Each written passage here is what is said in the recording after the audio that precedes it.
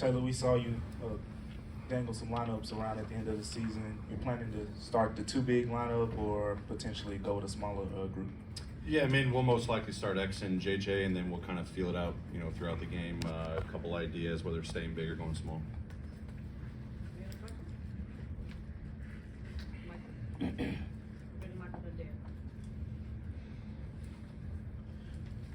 The playoffs, it's a little different, and then this is not a normal start time for you guys. Just what was the preparation like today in terms of your normal start times and preparation going into games?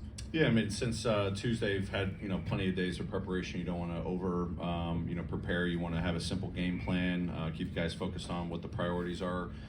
Yesterday was kind of our final walkthrough, shoot around, practice, live reps. Today was kind of our normal if we had, a back-to-back or something where we met together as a team, reviewed matchups, personnel, kind of went through the game plan one final time, touched up on a couple of plays, and then just kind of business as usual. So similar to what we do on a back-to-back was how we did today, but yesterday was more of our emphasis. Taylor, how unique is it as you prep for a playoff series when you look back at the 3 times you played the Lakers and the teams are almost unrecognizable, the version of them that you'll see tonight? You guys are obviously very different. Is that a challenge? Is that different in any way for you? Yeah, I mean, whether it's a challenge or not, I mean, it's definitely a starting point. You've got to, read into those 3 games as best as possible, try to get personnel tendencies, what worked maybe coverages against individual players, but knowing that, they weren't fully healthy every time we played. We weren't fully healthy every time we played. You got to take that into account, so then you lead more on kind of what the recency, effect has been. Watching their previous games, watching our previous games, we've been studying our team a lot just internally on what's been working for us. So definitely a combination of both, watching what they've done the last couple of games, looking at those last the 3 games we played against them, and doing the best we can to kind of mirror it and mesh it all together. We'll go with Parker, Joe, Mark, and then Taylor, so since the trade deadline, y'all's offensive rating and half-court offense rose by 7 points per 100 possessions, but during that same time, the Lakers are top 5 in half-court defense. So just what have been those points of emphasis with your team, also given what's worked well for y'all the past 2 months, but also what the Lakers take away in those settings? Yeah, I mean, I think the biggest thing is just our attention to detail when it comes to the execution. We installed a couple different plays. I think I mentioned it the other day. It's just, understand, obviously we're going up against an elite defense. You're going to see a lot of different coverages. You're going to have their base coverages. You're going to be prepared for, the matchups that they're going to throw out to you. They're going to probably change over the course of 48 games and throughout the series. You're going to see what their starting coverages are, pick and rolls, post-ups, off-ball screens.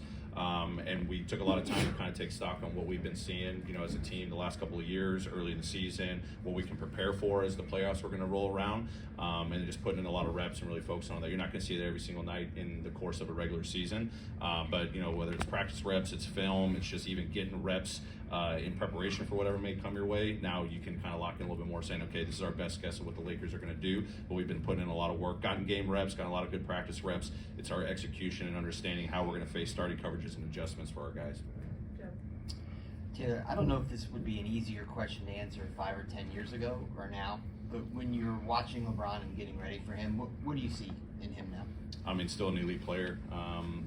His will to win, his IQ level, the impact he makes on both sides of the floor, how he can, get a team together even, with changes in the middle of the season. He always finds a way to get them, working together to play winning basketball, and I think it's a credit to him. It's also, one of my good friends, Darvin's done a phenomenal job in his first year in LA, but he still is elite and getting out in transition. He knows where his spots are on the floor. He's seen every single coverage known to NBA history.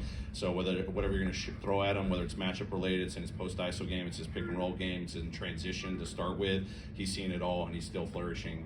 Averaging high 20s, 30s, makes big time plays when it matters. You watched the playing game the other night. He's been doing that his entire career. He gets the defense to collapse, finds an open teammate, develops trust with his teammates. He's got a great, IQ on the defensive side of the floor, knows where to, really turn it up, create steals, get the team out in transition. He plays to his strengths. He's been doing it at an elite level for so many years. I wouldn't expect anything less going into the series.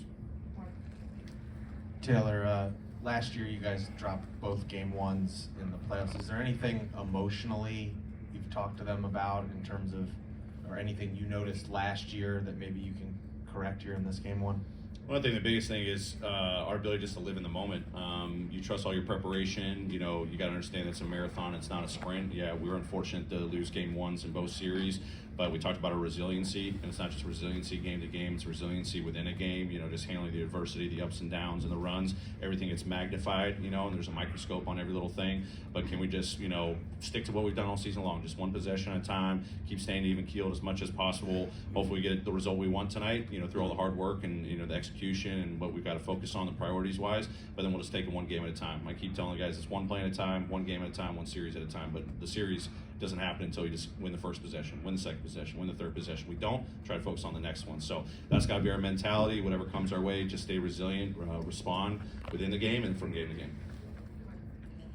With Ja and Santi, I know you said they're good to go, but like with Ja, will there be any limitations with dribbling with his right hand or anything like that? No, I mean he's been pushing it in practice the last couple of days. Knowing that that contusion he got a couple of games ago, he's just kind of navigating some soreness, but he's feeling really good. So I don't expect any limitations. All right, thanks, sir. Great, thanks.